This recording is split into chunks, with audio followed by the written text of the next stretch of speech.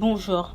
Depuis trop longtemps, on s'adresse aux personnes de quartier comme si elles étaient le problème, tout simplement à cause de leur couleur de peau et ou de leur religion.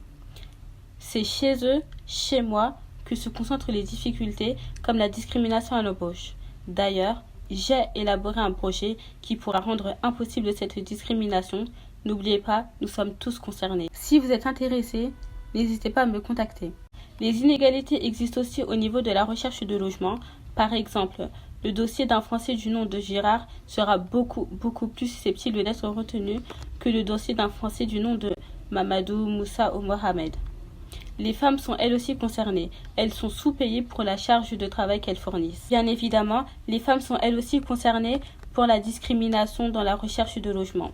Résultat, les enfants de ces derniers n'ont pas accès aux outils pour grandir et ne peuvent pas pleinement contribuer à la société, sachant que pour la plupart, ils sont victimes de bavures policières. Je suis Fatoumara, ambassadrice et alumni chez Revel. J'ai bien évidemment fait ce projet avec Sana, ambassadrice chez Revel également. Nous avons demandé à Inès Sediki, fondatrice de l'association Get Up, de nous raconter son parcours et de nous expliquer pourquoi elle a créé cette association. Je m'appelle Inès Sediki, j'ai 29 ans, je suis consultante en responsabilité sociale des entreprises et fondatrice d'une association qui s'appelle Get Up, qui travaille à revaloriser l'image des quartiers populaires et de sa jeunesse, et surtout donner les clés, les outils et la confiance en soi nécessaires à cette jeunesse pour qu'elle prenne sa place dans la société, parce qu'elle a beaucoup de choses à y apporter. Et ce qu'on défend avec Get Up, c'est que la jeunesse des quartiers populaires, c'est pas un problème, c'est pas le problème de la France, c'est plutôt une richesse et un vivier de solutions et d'innovations sociales et autres très importants qu'il faut exploiter.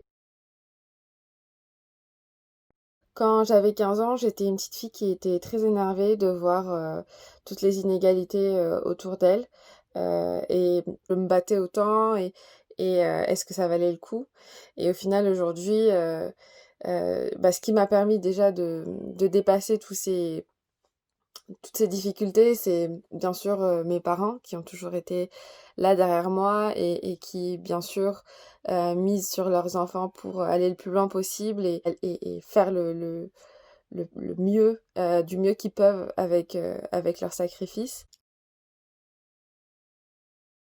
En tant qu'étudiante, en tant que femme, en tant que jeune active, il y a beaucoup de difficultés que j'ai dû surmonter, que ce soit des difficultés de confiance en soi, de réseau, de financement de mes études supérieures. J'ai fait une école de commerce et des études qui coûtent très cher.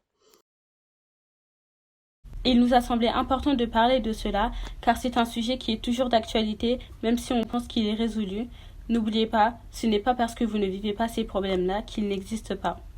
C'est en ayant un impact sur la jeunesse d'aujourd'hui que l'on change demain. Be the change you want to see in the world. Soyons le changement que nous voulons voir dans le monde.